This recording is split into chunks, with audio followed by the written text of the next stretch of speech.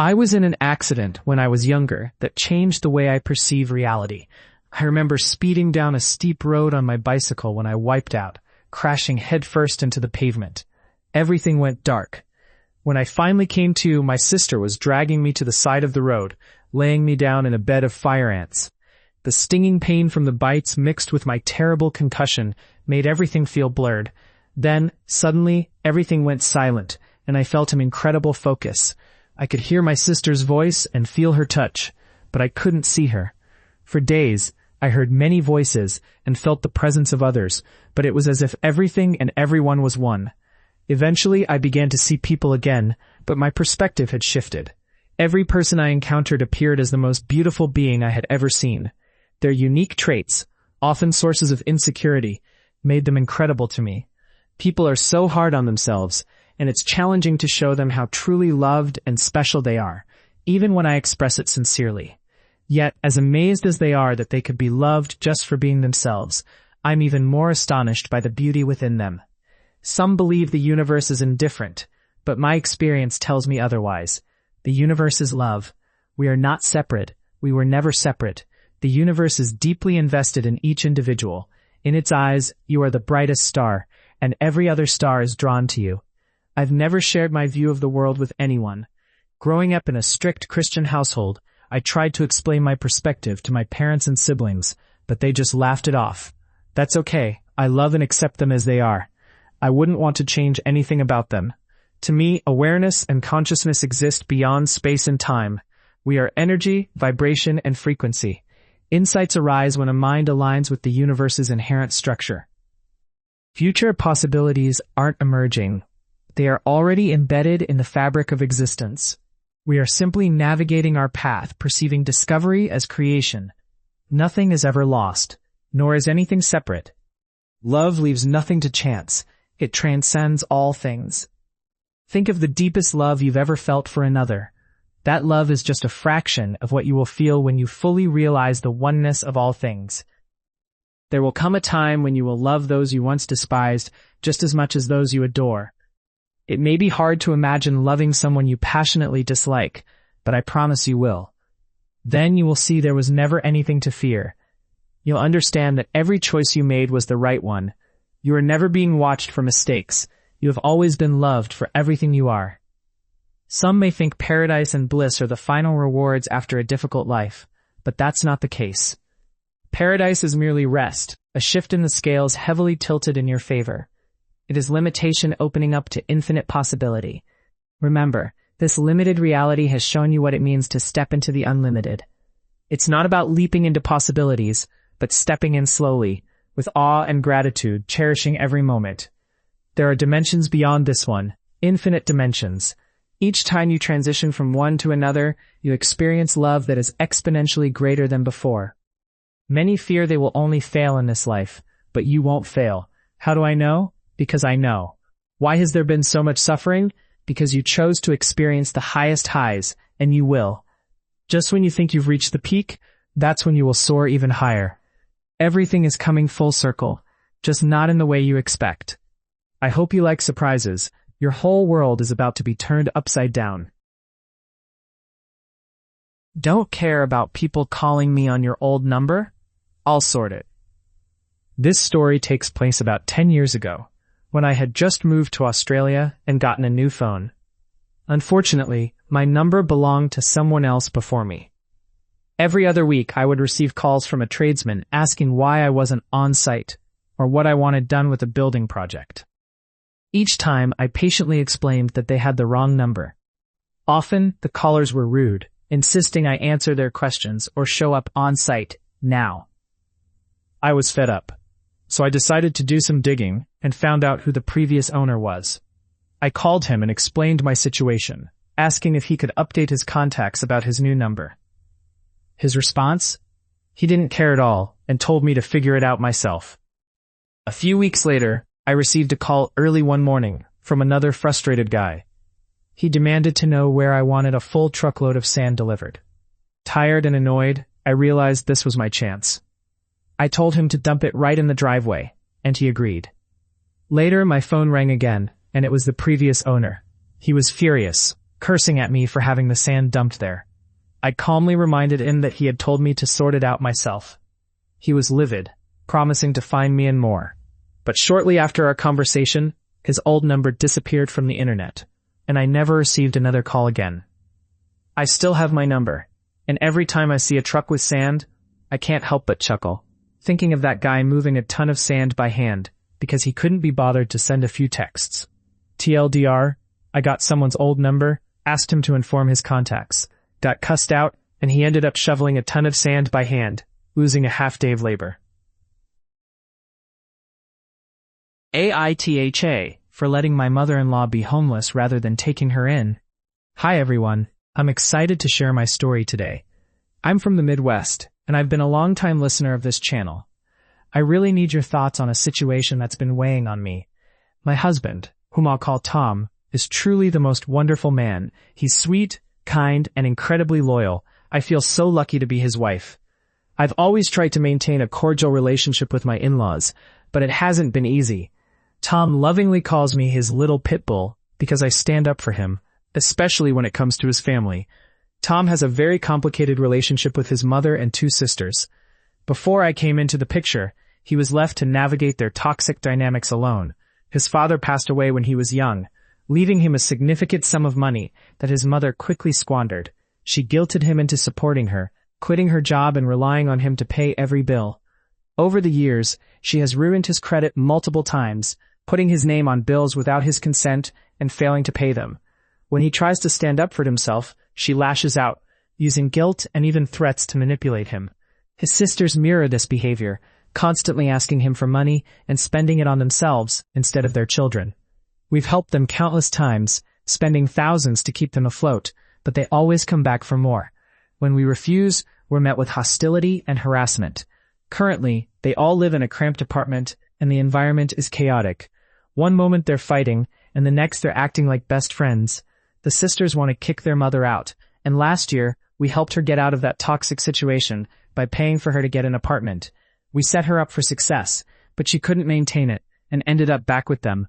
Now they're asking us to take her in again. I have to be honest, absolutely not. We're trying to start our own family. And after everything Tom has endured, it's time for his family to face some real consequences. So, Reddit, am I the bad guy for not taking her in? I was promoted above my rude, dismissive colleague and am now driving her crazy by gray-rocking her. I'm a 36-year-old woman, and I've been working at my organization for about 3.5 years. Jamie, who is 43, joined shortly after I did. I started part-time in fundraising, while she was full-time in administration. Our team is small, just 7 of us, and I was the only one focused on fundraising. At first, things were great. We shared an office, enjoyed friendly banter, and talked about our weekends. But about a year ago, I noticed a shift. As I grew in my role and took more initiative, Jamie began excluding me from important fundraising meetings and discussions, even though she had no expertise in that area. Whenever I tried to get information or remind her to include me, she would either dodge the issue or ignore me altogether. She even put wildly inaccurate numbers in our budget and resisted my feedback. One time, during a meeting, I gently corrected her on some inflated fundraising figures. She shot me a nasty look and whispered something rude, just for me to hear. For various reasons, going to our disinterested boss wasn't an option, and HR was practically non-existent. Feeling powerless in my part-time role, I started looking for a new job. But then, a full-time employee on another team had to take medical leave, and I offered to step in for a few months. Eventually, I was offered her position, which was a significant promotion for our nonprofit. I even got to help rewrite the job description to include fundraising responsibilities, and was given my own assistant to share the workload. It felt great to move into a full-time role and have my own office while Jamie had to share hers with 2 others. I suspect I'm making more money than she is now, too. Now, when I arrive at work, Jamie only gets a half-hearted smile and a quick hey from me. I don't stop by her office to chat, and we only speak when necessary. I've also changed how I sign off my emails to her, using best instead of thanks, and I keep our interactions strictly professional. My new assistant is fantastic, and I took her out for lunch recently to celebrate her first few months. As she was heading back to her office, which she shares with Jamie, she asked if we could do lunch more often. I happily agreed to make it a monthly tradition, knowing Jamie was listening. She won't be joining us, as that's something you earn by being a good colleague. And Jamie has been anything but respectful. I can tell this is getting to her. She's been overly friendly, trying to fish for a return to our old camaraderie, and she shares news about small donations as if we should be celebrating like kids at recess. Meanwhile, I remain calm and cordial, always collaborative in meetings. Despite my efforts to keep things professional, she continues to ignore my emails where I remind her of tasks or give directives. I know I'm getting under her skin, and she realizes I have more power now. I would never sabotage her, but it feels good to know she feels intimidated and uncertain. This is what happens when you're an insecure, rude colleague at work. Thought my boyfriend got home from work. It wasn't my boyfriend. My boyfriend, who I live with, works as a teacher in a town about 15 minutes away by train. He usually gets home around the same time every day, give or take an hour. I work from home, so I was lying in bed getting some work done one Tuesday afternoon in late January.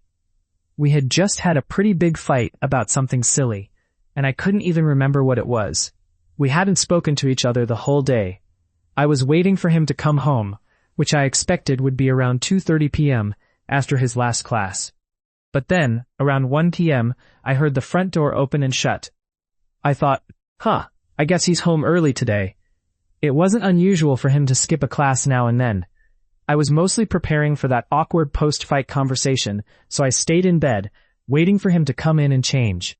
With my bedroom door closed and earplugs half in, I could hear his heavy footsteps moving around the apartment. If I hadn't been so caught up in the fight, I might have noticed how slow the footsteps were, or how long he spent in the living room. But I was too distracted, just lying there, waiting. Finally, the bedroom door creaked open just a few inches. I turned my head, ready to give him a half smile, but the door only opened slightly. I looked and saw a woman's hand with red nail polish on the doorknob. Whoever it was closed the door just as quietly as they had opened it. I jumped out of bed, yanked out my earplugs, and froze for a moment, my mind racing. My first thought was, that was not my boyfriend. I wondered if it could have been his mom or sister. But then I realized they didn't have keys and had never come over unannounced.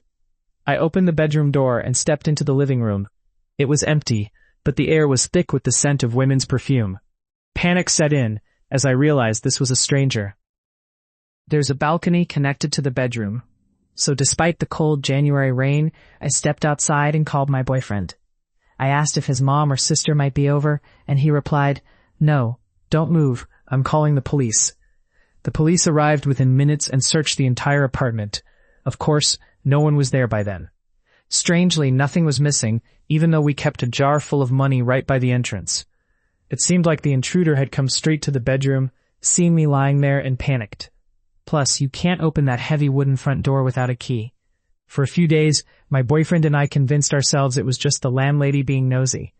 I started to feel better, but we still insisted she change the locks. When she came with her husband to do that, they discovered something alarming. There was a square area around the keyhole that had been scratched away, suggesting someone had used tools to break in. Then, a day or two later, my boyfriend said, "I have to tell you something, but don't freak out." He revealed that our orange kitchen scissors were missing.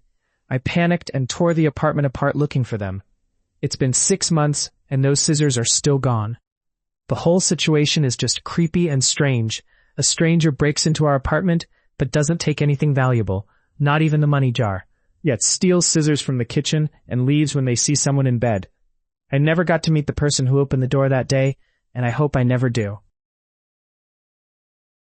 My boyfriend gave my autistic son the best birthday ever. I'm a 25-year-old single mom to my son, Lewis, who just celebrated his 6th birthday. Lewis is on the autism spectrum. While he's high-functioning, he still faces challenges daily. He has sensory issues and can get overwhelmed in crowded places, but he's been making great progress as he grows older. Now, let me tell you about my boyfriend Jordan. He's a heavy machinery mechanic who runs his own business from home, focusing on farming equipment and sometimes helping out construction companies. He lives on a large piece of land in the countryside, where he keeps chickens, ducks, goats, and cows. I honestly don't know how he manages everything, but he's incredible. Lewis took an instant liking to Jordan, and the feeling was mutual. Lewis loves visiting the farm and riding around in Jordan's UTV. He's fascinated by building with Legos and working with his hands, so he often follows Jordan into the garage to learn about cars and engines. Jordan has been a blessing for Lewis, always being careful and even buying gloves for him to avoid sensory overload from grease. Last month, Jordan told me he wanted to give Lewis the best birthday ever. I thought he'd get him a small gift, maybe a cheap Lego set or a toy tractor. But when he walked us to the garage and opened the door, I was speechless. He had gone all out, getting Lewis 10 Lego sets and even building him a go-kart. I couldn't believe it. He spent over $1,000 on my son. I dropped to the floor, overwhelmed with emotion. I never expected anyone to care so much for a child they didn't have to do anything for. Lewis was ecstatic. He shouted, "Is that a go-kart? Can I ride in it with you, Jordan? Wait, are those Lego sets? You got me the Titanic set? I've wanted that forever." The joy on his face was priceless. Jordan was just as thrilled to see Lewis so happy. He told Lewis that the go-kart was his, and that he could drive it as long as one of us sat with him until he got the hang of it. I know I rambled a bit, but I'm so grateful to everyone who took the time to read this. I think I might just buy this amazing man a ring. After Lewis's birthday, we sat down to make a thank you card. I encouraged Lewis to write everything himself, making it personal and creative. He spent days decorating a giant trifold poster board, gluing pictures of him and Jordan together, alongside his drawings and writing. I added my own note, expressing my gratitude to Jordan for all the gifts, dinners, movie nights, and for seeing Lewis for who he is. I told him how much Lewis loves him and how grateful I am for everything he's done. When we finally finished the card, we jumped in the car for a surprise visit to Jordan, who was having dinner with his parents, whom we adore. We had warned them we'd be popping in, so there were no surprises. As we tried to sneak in the giant poster board, Jordan caught us at the door. He greeted us with hugs and a kiss before we settled down to watch him open his comically large letter.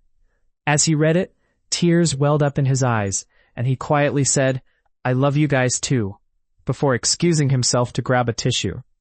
We spent the night playing games, building Legos, and just enjoying each other's company. Now for the big news. We're moving in with Jordan.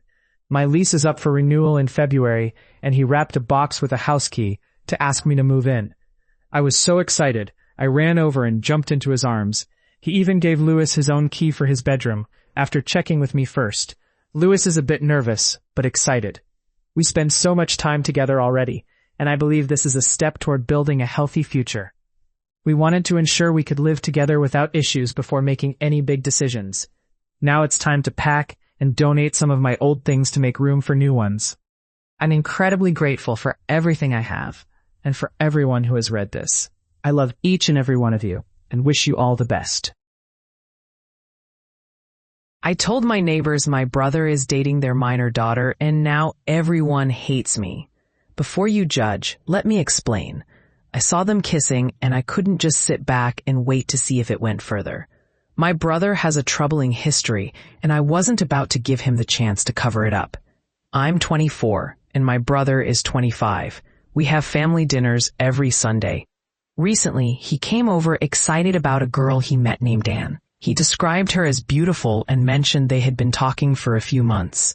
But when I asked more about her, he got distant, which struck me as odd. The next morning, I noticed him talking to our neighbor's daughter, and it seemed innocent at first. But then I saw them walk behind the fence, and my instincts kicked in. I checked the cameras and saw them kiss.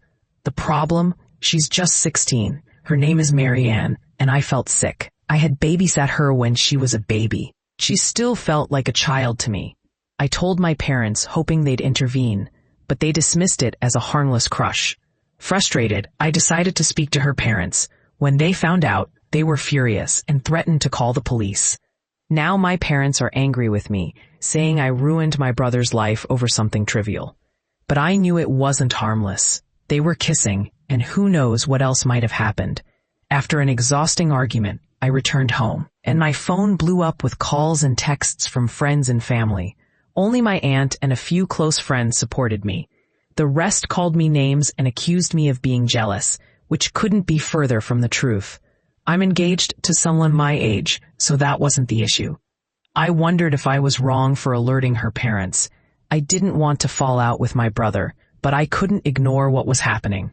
She was being taken advantage of, and I felt compelled to act. Later, I learned from her parents that my brother wasn't the only one she was involved with. They discovered she had been arguing with another girl over him.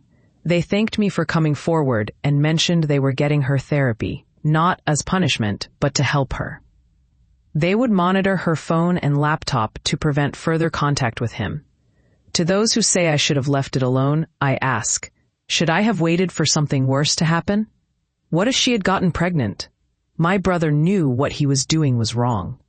He hid the relationship for a reason. I want to thank everyone who assured me I did the right thing. I wish I could save every girl from making the wrong decisions. For now, I'm distancing myself from my family, except for my aunt and her husband. I can't be part of this cover-up. My brother was wrong, and my parents were wrong for trying to protect him. This isn't the first time he's crossed a line, and I hope it's the last. Classmate is mad I'm forcing her to eat ethnic food. Go eat a loaf of bread. This happened about a year ago when I was in high school.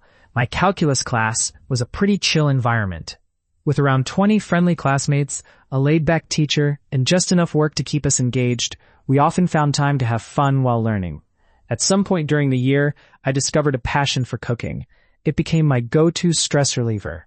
Since my family couldn't keep up with the amount of food I was making, I started bringing it to school and hosting Friday parties in my calculus class, with my teacher's approval, of course. Being Vietnamese and living in a predominantly white town meant that most of my classmates were used to American or European foods. So, when Lunar New Year rolled around, I wanted to share some Vietnamese dishes to celebrate. I made bang da lun, a traditional steamed layer cake. To my delight, some friends from class decided to join in and brought their own traditional dishes from their cultures. We ended up with a wonderful spread of Indian, Korean, Filipino, and Spanish desserts. I was thrilled that my friends wanted to celebrate with me. However, one girl in class had a problem with it. I knew bang da lun was an acquired taste, so I wasn't offended when not many people tried it. There was plenty of other food to go around. But during lunch, a friend overheard this girl complaining about the food, saying I was forcing everyone to eat weird Chinese foods. Later, I texted her to ask why she felt that way. I didn't mind if she didn't like the food, but her comment about weird Chinese foods didn't sit right with me, especially since she knew I was Vietnamese. She replied that it was rude of me to bring in ethnic foods that nobody would like except for me, and that I should know better since most of the class was white. I told her that I bring food to share because I want to, and I'm not obligated to cater to her tastes. If she had a problem with it, she didn't have to eat it. Plus, others could bring in food too. I suggested that if she wanted something more to her liking, she could bring in her own dish. Then she told me I shouldn't bring in ethnic foods and should stick to American cuisine because we're in America. Excuse me? I couldn't help but think that if I brought in jambalaya, which originated in Louisiana, she would probably still call it weird foreign food. So I decided to take a stand. The following week, I brought in oliebollen, a Dutch donut, and started passing them out in class. When I reached her desk, I pulled out a loaf of Wonder Bread and placed it in front of her, saying, "Sorry, but these are Dutch too ethnic. Here you go, all American cuisine." Later she texted me asking what my problem was. I explained that nearly every dish I had brought in was ethnic, and it frustrated me that she only complained when it was Asian food. She was entitled to dislike it, but if she was going to have a problem with ethnic foods, she needed to apply that same standard across the board. After that, she didn't say anything about the food again. And just to clarify, white bread isn't the only American cuisine out there. I've enjoyed making tater tots, jambalaya, fried chicken, various pies, s'mores, and Philly cheesesteaks. America is a diverse place, and that diversity is reflected in its food. I am confident that I would have been hurt or even killed last night had I been leaving alone. This happened almost 24 hours ago, and I can't stop thinking about it. I was alone in an all-night fast food joint in a small town, about half an hour outside of my city. I had gone there with my partner, but he had errands to run, so I spent the time journaling and nursing a drink in a booth. For context, I was wearing a hijab in a town with a population of just 1,800. It was already dark when we arrived around 6:30 p.m. After about an hour, a car pulled into the parking spot right next to my booth. I was deeply engrossed in my writing and only paused to sip my drink. I noticed the car's headlights shining directly at me, but I didn't think much of it until the driver flashed their high beams. I glanced over, expecting to see my partner, but it wasn't his car. I returned to my writing, assuming the flash was just a distraction. A little while later, I noticed a man standing between my booth and the counter. He looked like he was waiting for an order, but I never saw him get anything. When I looked up, he was staring at me with an unsettling intensity. His expression was emotionless, yet somehow hostile. I tried to ignore him, focusing on my writing, but he kept lingering. Eventually, he moved to the other side of the restaurant, closer to my blind spot. There was a partition between us, so he had to be positioned just right to see me. When I started packing my things, he began moving toward the vestibule between the outdoor and indoor doors. I noticed him watching me as I threw my trash away. I quickly checked my phone before standing up, and that's when I saw him facing away from me, but with his head turned back. I grabbed my parka and purse, and he stepped outside, blocking one of the doors but leaving just enough space to squeeze past. I didn't want to get too close, so I headed to the back of the restaurant and slipped into the bathroom. I felt his gaze on me as I moved away. My partner texted me that he had arrived, and I told him I'd be right out.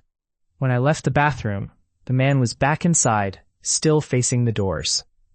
I walked right past him into the vestibule, and he stared as I approached the exterior doors.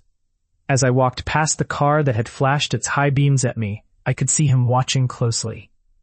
I got into my partner's car, which was parked next to the man's vehicle.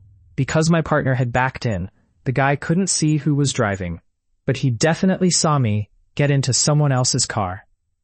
For the first time, I made direct eye contact with him as I got in. He was still staring, hands tucked in his pockets, just watching. A minute later, another car caught up to us, following closely. It was odd because anyone with somewhere to go would have passed us instead of tailing. That car turned off the highway shortly after we left town. I couldn't shake the feeling that the man had flashed his high beams to see if I was aware of my surroundings. He seemed to wait for me to leave, watching to see if I would get into my own car alone. If my partner hadn't been there, it would have been so easy for him to intercept me. He could see everything from where he stood: the staff behind the counter, the bathrooms, the parking lot, and the entrance. I'm grateful I didn't leave alone.